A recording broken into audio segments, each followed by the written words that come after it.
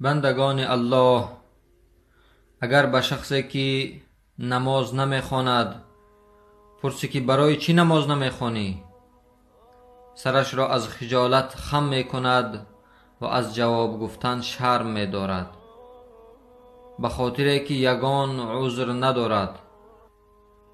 این سؤال بنده در دنیا است. وقتی که به نماز را پرسند زود خجالت می شود. اگر همین سوال را الله در روز قیامت دهد چه جواب می دهی؟ اللهی که تمام نعمتها را برایت داد، دو چشم بینایت داد که همه را می بینی. یک نابینایی که می خواهد تمام داراییش را صرف کند، دنیا را یک بار ببیند، اما امکان ندارد.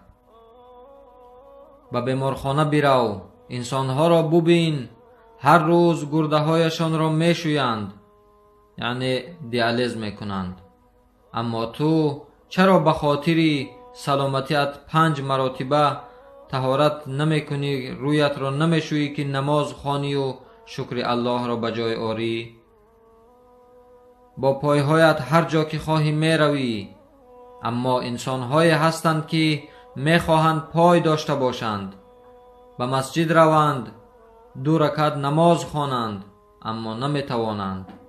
تو باشی هر روز چند بار به نزد مسجد می گذری، متکبرانه 1 بار داخل مسجد نمی شوی که شکر این نعمتها را بجای آری.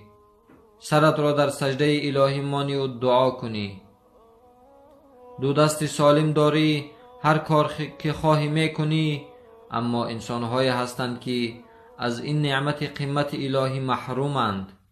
با وجود همین هم شکر الله را به جای می آورند. انسان‌هایی که در قبر به حسرت خواب هستند، هر روز ندا می کنند ای زنده ها، ما می دانیم که عمل صالح چقدر اجر و ثواب دارد، اما انجام دادن نمی توانیم.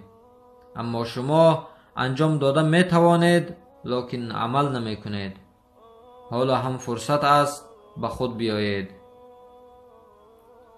ای بنده تو سخت بی وفایی، ای بنده تو سخت بی وفایی، از کبر به سوی ما نآیی.